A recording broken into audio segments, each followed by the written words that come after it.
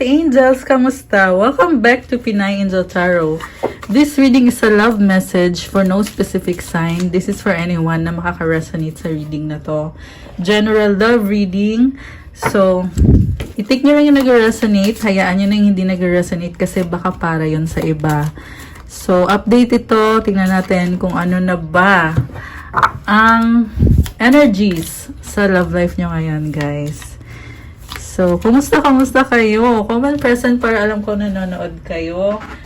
Pagpasensyahan nyo na kung medyo hindi tayo nakapag-video lately kasi busy lang sa ating private life. Char!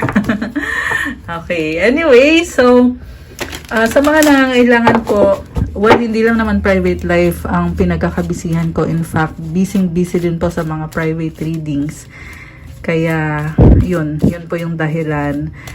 So, sa mga nangangailangan po ng private readings, yung iba po dyan na hindi pa nakakapagpa-reading pero alam nyo na need yung magpa-reading, i-message nyo lang ako sa Facebook page ko, Pinay Angel Tarot, or sa Viber or sa WhatsApp para mas mabilis. Nasa description box po yung number ko. And, syempre may bayad guys yung private reading kasi ikaw mismo ang i-reading ko. Okay? So, any situation, kung ano man yung situation na pinagdadaanan mo, ayun yung i-reading ko sa'yo. Okay. So, tingnan natin kung anong mensahe. Unang mensahe para sa'yo. Excited na ako, guys. Ayan. So, again, kumusta kayo? Welcome po sa channel na to. Kung bago po kayo, please subscribe para updated kayo every time na may bagong video. Okay. So, unang mensahe is, my beloved, though we may be physically apart, spiritually we are always united, for love transcends space and time. Nothing is missing. Oh my gosh. Ang lalim nito, guys. Connected kayo spiritually. Ibig sabihin, kahit hindi mo kasama or hindi mo nakikita yung taong yan, pero sa puso nyo at yung soul nyo mismo ay connected talaga. Wala daw kulang. Nothing is missing. Wow, grabe to. Napakalalim. So, marami kasing LDR, marami din, for some reason, di kayo magkasama, pero sobra yung pagmamahalan ninyo. Okay. Flower power, spend time with flowers and flower essences to increase your personal healing power. Baka mahilig kayo sa flowers, or na-attract kayo ngayon sa flowers or sa mga essences. Ayan, kaya kung ikaw yan, may mensahe dito para sa'yo. Emotional healing, as your heart heals of old emotional pain, you receive new blessings of love. Uy, ang ganda nito, guys. Blessing to kasi nagkakaroon ka ng healing at nakakatanggap ka ng pagmamahal at ng blessings. Oh my gosh, ang ganda naman ng energies na to. So, congrats sa'yo. I feel na nagkaroon ka ng wisdom. Kita mo merong puno sa ulo ng babae. So, 3 symbolizes wisdom. Also, this is transformation. Yung nakikita ko nangyayari. May butterfly. Nagbubukas yung heart chakra mo. May nakita din ako sa throat chakra mo. So, ibig sabihin, nagiging open na yung puso mo para magkaroon ng pagmamahal sa buhay mo. Possible nag-align yung chakras nyo, guys. Kaya nagkaroon ka ng wisdom at ng growth. Nakakatuwa and very positive, very optimistic ng energy mo ngayon. Okay, congrats sa healing na yan. Grabe. Ang ganda, guys. So, ayan, i-appreciate nyo yan. Take a moment to appreciate yung healing na nangyayari at yung blessings na nangyayari at yung love na paparating or dumating na. So, i-claim nyo na din yan kasi the more na kiniklaim nyo, the more din na nangyayari or yun, nagkakatotoo na nga yung minamanifest nyo. So, next card is Environmentalist.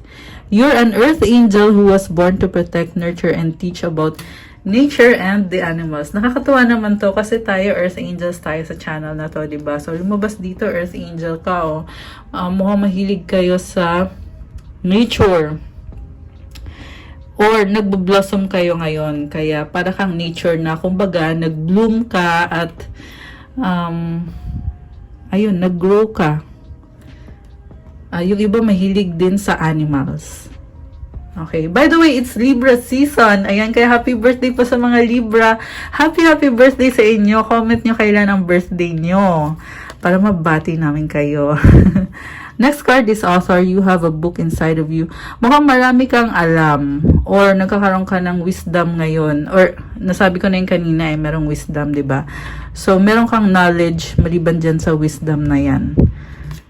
Okay. Next is sensitivity. You're becoming more sensitive and need to make changes accordingly. So, kapag sensitive ka, kailangan mo protektahan yung sarili mo. Huwag mo masyadong i-open yung sarili mo sa lahat ng tao or sa lahat ng bagay kasi kailangan magtira ka din para sa sarili mo. Ganun lang naman yun. Okay. So, from the tarot, tingnan natin, guys. Uy, bakit ganito? Char. Okay, ito na. Ang overall energy mo is Page of Swords. So, there is curiosity. Meron kang pinag-aaralan. Ayan, kita mo may mga books. Mukhang possible din na meron kang natututunan na something new and meron din nagsa-stalk or ikaw, sinustalk mo yung person mo kasi gusto mo siyang maintindihan. Okay. So, recent past, Ace of Pentacles, Five of Swords, the Chariot. So, merong person dito, nagkaroon kayo ng bagong simula and I feel like nagkaroon kayo ng confrontation or misunderstanding or disagreement kasi dito yung Five of Swords and the Chariot. So, biglaan at mabilis to. So, siguro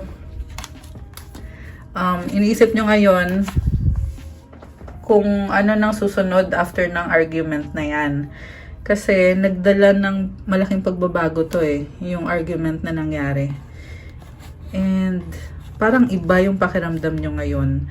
I feel like nahihiya ka sa taong yan, sa kung ano man yung sinabi mo or nasabi mo. Pero ginagawa mo yan para protektahan ang sarili mo. Siyempre, nagsiset ka din ng boundaries. So, current, Nine of Wands, the High Priestess, the Death card. Oh my gosh. So, ito na nga. Susuko ka na talaga. Sugatan ka, pagod ka na. Alam mo, nakita ko dito, nagtitiis ka, pero hindi mo sinasabi.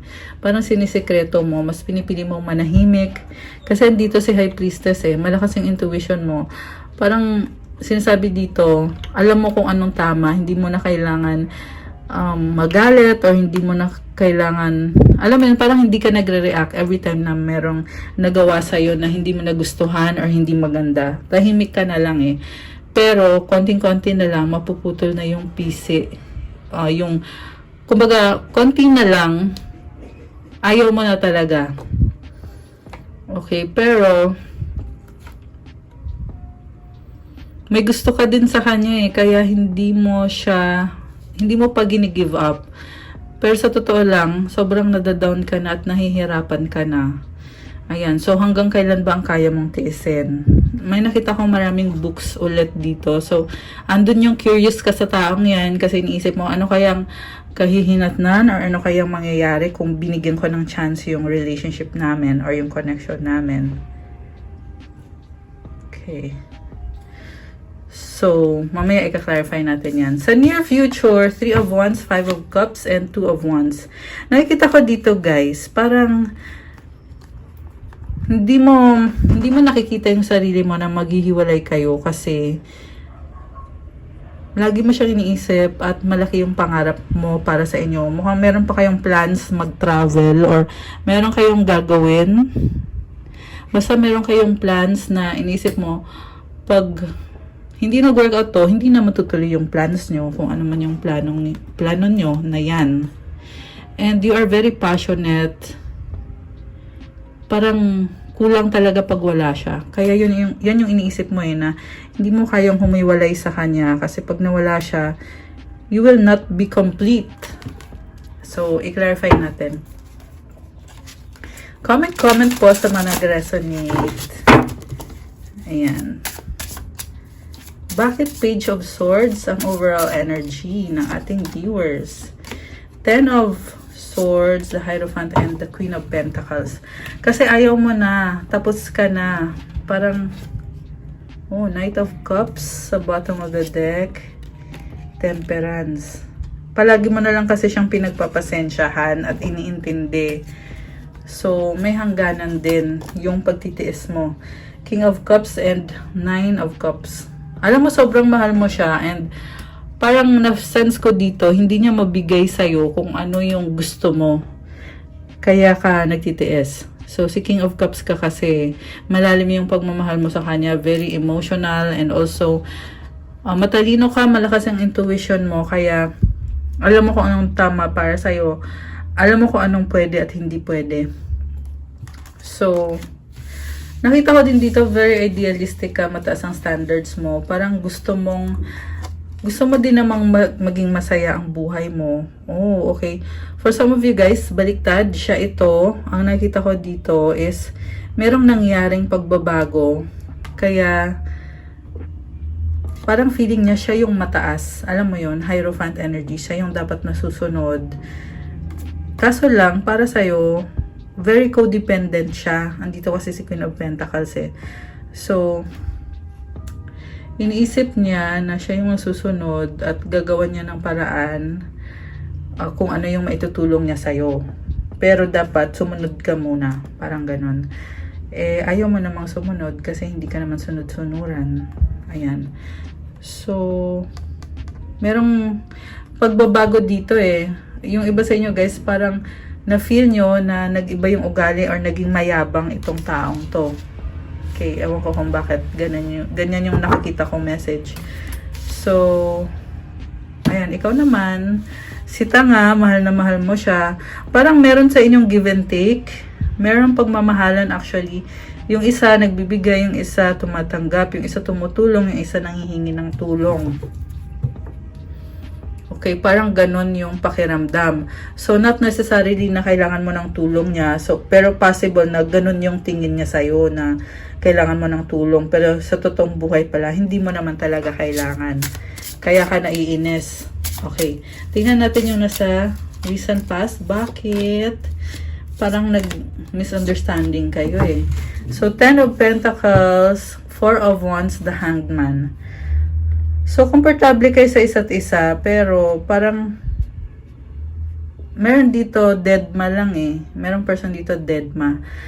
And I feel like ikaw to, deadma ka sa kanya, pero nag-iisip ka ulit na, sige, bigyan ko kaya ng chance tong taong to. Kasi okay naman ako, masaya naman ako sa buhay ko. Parang napasubo ka tuloy dahil binigyan mo siya ng chance. Ayan, ano kaya nangyari? Ayan o, 5 of Pentacles. Ayan, so dahil na nga binigyan mo siya ng chance, parang ikaw patuloy yung naiwan. 'Di ba? Parang ikaw pa yung kawawa, which is, okay ka naman in the first place. Tapos ngayon, bakit parang ikaw pa yung kawawa? Strength, nagpapaka-strong ka, hindi mo kasi sinasabi talaga kung ano yung mga pinaplano mo. Kasi may mga sarili ka din na gusto mong gawin. Kaya din siguro hindi kayo nagkakasundo or hindi nyo naintindihan ng isa't isa. Kasi tahimik ka masyado. 'Di ba? Something connected sa work. Meron kang hinihintay na blessing na hindi pa dumadating. Pero andyan yung taong yan, kinukulit ka. Ayan, so 2 of Swords in the Tower. O, 'di ba sabi ko na eh, meron kang hinihintay, connected din sa work mo, and nagma-manifest ka. Ayan, 2-8 to eh. 2-8. Alam mo yun, habang nagma-manifest ka, may gumugulo sa'yo. May gumugulo sa'yo na, hey, tulungan kita. Ano bang kailangan mo? Ganyan, ganyan. Eh, ikaw, hindi mo naman kasi kailangan ng tulong kasi strong ka. Ito, oh, may strength card ka, oh. Kaya tuloy, nagiging insulto. Ayan. Parang merong ego na nasisense ko dito. Ego yung pinapairal. So, kasi nakita ko, mahal mo din yung taong yan eh. So, merong communication, biglaan at meron kayong kasunduan. Wheel of Fortune, 2 of Cups, Knight of Wands, and the Page of Wands. May nakita ko dito, nagbago ng isip sa kasunduan. Alam mo yun, nag-agree na kayo na, ganito, ganyan yung plano natin, magpapakasal tayo, or kung ano man yan, pero nagkasundo kayo. Pero yung isa, pabago-bago ng isip.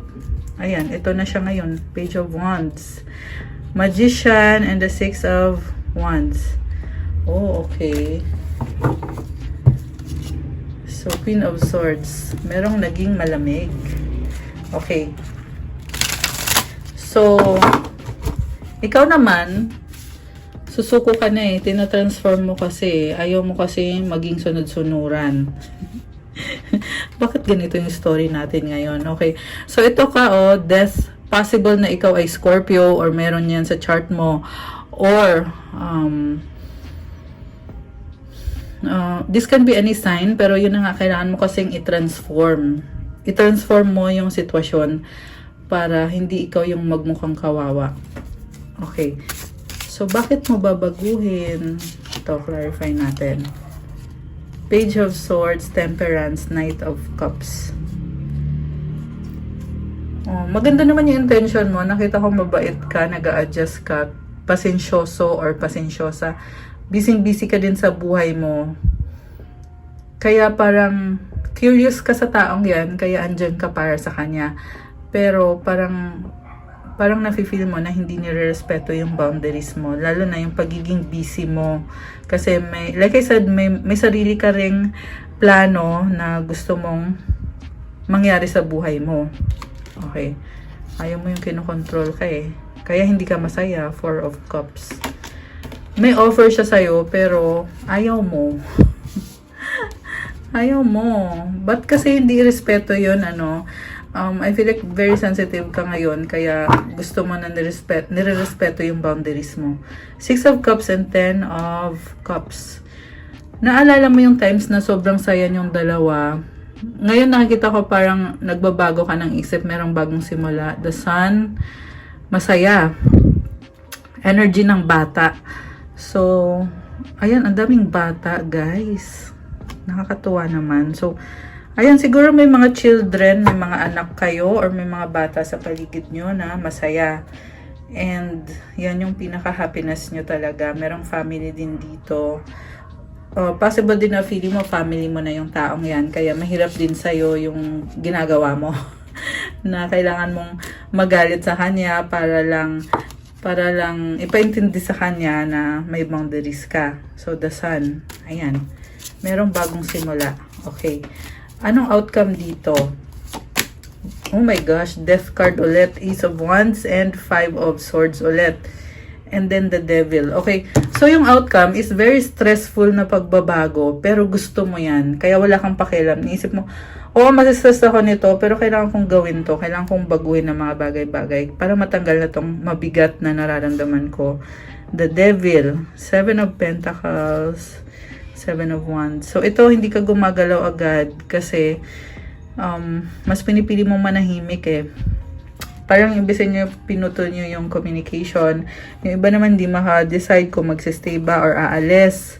Yung iba naman, binlock nyo na talaga. Andito ulit yung 9 of Wands. So, kasi gusto mo mapag-isa ka, the Hermit. Ayan, yung iba may ka-deal na Virgo. Meron din dito Capricorn.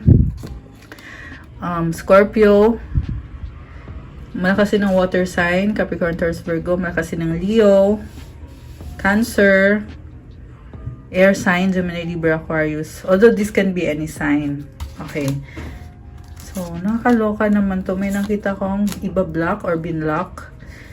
So, oh my gosh. Guys. Grabe to Si Emperor, Chariot, tsaka si 2 of Wands. Alam mo, nakikita ko dito, mas lalo kang nagiging strong, sobrang blessings ang pwede mong matanggap.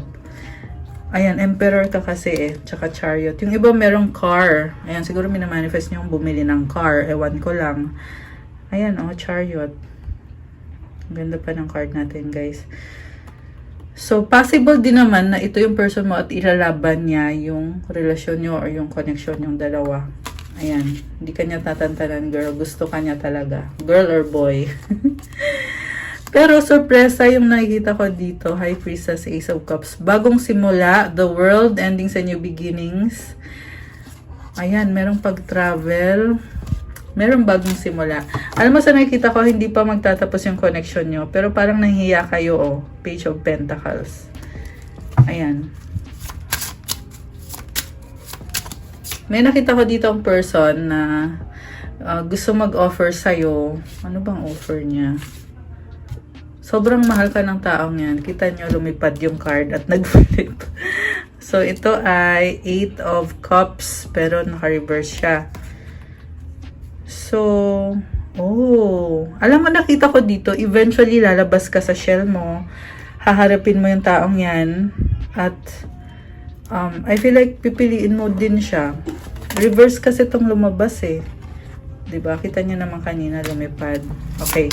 Anong outcome? Ano pang outcome dito? Five of Cups and Three of Cups. Parang nanghihinayang kayo, kaya tatry nyo connect sa kanya man or sa iba. Okay, possible din na siya. King of Pentacles. Three of Wands. May nakita kong third party. Siguro maglalabas siya ng sama ng loob sa ibang tao. Oh my goodness, bakit ganon? Merong ibang tao, guys. Parang, I feel like maglalabas siya ng sa loobin niya. Ayan. So, ba't kasi hindi nyo na lang pag-usapan at ayusin, di ba? Kasi parang lalong lumalala pag ganon. Yung pataasan ng pride. So, andito yung Five of Wands. Kita mo nag-aaway-away. Magulo, maraming tao. Conflict. Kasi parang andun yung pressure eh. Merong pressure. Pressure cooker. Charot. Ang corny naman ni Madam. Okay. So, ngayon, Queen of Cups, Ace of Pentacles. May nakita kong offer of love. Nakakaloka to. So, pagkatapos ng gulo, mag-o-offer ulit ng bagong simula. Kasi sobrang mahal ka ng taong yan. Alam mo, ikaw yung happiness niya eh. Kaya hindi ka niya matiis. Parang sinasabi niya dito, kahit anong kalokohan ang gawin mo, andito pa rin ako. Pero nagkaka-anxiety si Empress. Oh my gosh. So, ayan, meron ako nakikita nagkaka-anxiety pero hindi gumagalaw. Ibig sabihin, isip ng isip pero walang ginagawa. Si Empress kasi, siya na yung pinaka, parang, kumbaga, na-achieve na niya yung, kung ano yung mga goals niya sa buhay. Hindi na niya kailangan magpakahirap kasi na-attract na lang niya yung blessings. Pero ang lumabas dito, yun na nga, may anxiety, overthinking. Pero meron pa rin mabilis na energy. Mukhang, I feel like naiinis siya sa sitwasyon. Ayan. Okay. Kaloka naman tong reading natin. Kakaiba. So, Four of Wands, Nine of Pentacles, Six of Pentacles. Alam mo guys, sa huli, nakita ko, connected pa rin kayo sa isa't isa. Which is, I know, nasabi ko na yan. Pero lumabas kasi ulit dito eh. Ayan. And, meron mang mag-try sa inyo na humiwalay, pero hindi nyo maiwasan na bumalik.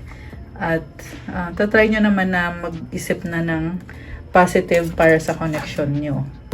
Okay. Kuha tayo ng Tagalog Oracle messages na ginawa ko para sa inyo. Tingnan natin kung ano ang energies yung dalawa ng person na yan. O kung anong gusto niyang sabihin sa'yo. Okay, tignan natin. Anong gustong sabihin niya sa'yo? Oh my gosh! I miss you! Baliktad. Ayusin natin. Okay. So, namimiss ka niya. Nagmamahalan together. Ito na nga. Mahal ka niya eh. Friends getting to know. Okay. Possible na may mga friends or common friends. Sorry na, oops. Okay, sorry na daw. Nalilito, confused. Okay. Oops, okay, ay. Merong problems, kaya may burden. Ayan, kaya kayo nag-away-away. Kasi, may problems eh. Ayaw, merong ayaw. Feeling ko ikaw to eh, ayoko. Friend zone BFF. Oh my gosh. Pero feeling ko sa friend zone na card, kanina kasi lumabas din yung friends. Feeling ko, okay na okay kayong dalawa eh. Yung friendship nyo is maganda. Ayan. Maganda yung friendship nyo. Nag-uusap kayo lagi, nagkukwentuhan. Siyempre, bago nangyari lahat ng gulong ito. 'Di ba? Okay. Merong lumipad na card. At, ayan, nasira. Okay, BC. Ayan, mukhang ikaw na nga yan. BC.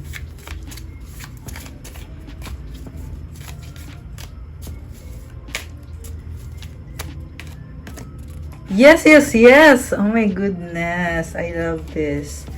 Ibig sabihin, meron kang makukuhang wish. Take me back, reconciliation. Yung wish mo ay connected sa reconciliation at ang sagot ay yes, yes, yes. Ayan, I love it. Okay. Any more message? Walang pag-asa. Ayan, yung overthinking kanina. Misunderstanding nagtatampo. So, parang ang feeling niya dito, wala siyang magagawa sa sitwasyon kung ikaw ay nagtatampo. Ganon. Attractive, sexy, hot. Wow! Nakakaloka! Ayan, okay. Ang ganda naman ng cards natin. Kuha ko kayo ngayon ng advice card. So guys, sa mga nangangailangan din po ng crystals, pwede nyo bisitahin ang Instagram ko. Nakapost ko doon lahat ng crystals. Mamaya after the reading, I'll tell you more. Okay? So ito yung advice mo, clarity. Let me trust my deepest instincts in all ways, especially when matters are unclear. May my own holy intuition always guide the way. Magtiwala ka daw sa instincts mo sa lahat ng pagkakataon, lalo na kapag malabo yung mga bagay-bagay. At lagi ka namang ginagabayan ng intuition mo eh. Minsan lang talaga hindi mo pinapakinggan. Ayan, so pakinggan mo. Ayan, ganun yun guys. Kasi hindi nagkakamali yan. Kahit nga iwas ka ng iwas sa sinasabi ng intuition mo. Pero sa huli, kailangan mo din gawin kung ano yung sinasabi ng intuition mo kasi yan talaga yung nararapat sa sitwasyon mo. Ayan. So, this is nice. Yung iba kasi sa inyo nagkakaroon ng mga realizations about sa mga nangyayari sa inyo, sa paligid nyo, sa buhay nyo. Ayan. Okay guys, so that's all sa ating love message for today. Thank you po so much for watching. Again, kung kailangan nyo ng private reading, message lang kayo sa Facebook page ko or sa Viber or sa WhatsApp. Nasa description box yung contact number ko. Mas mabilis po kasi sa Viber or sa WhatsApp. Ingat kayo guys kasi merong fake account gamit yung pictures ko, yung pangalan ko, tsaka yung content ko all over social media. So, to make sure na legit na account ko yan, yung Facebook ko ay meron pong 3,600 likes at 5,400 followers. Or i-click nyo na lang sa link dito sa ilalim ng video na to para sure na sure kayo. Yung Instagram ko naman, ayan, Pinay Angel Tarot. Lagi ako nagpo-post ng updates about sa crystals.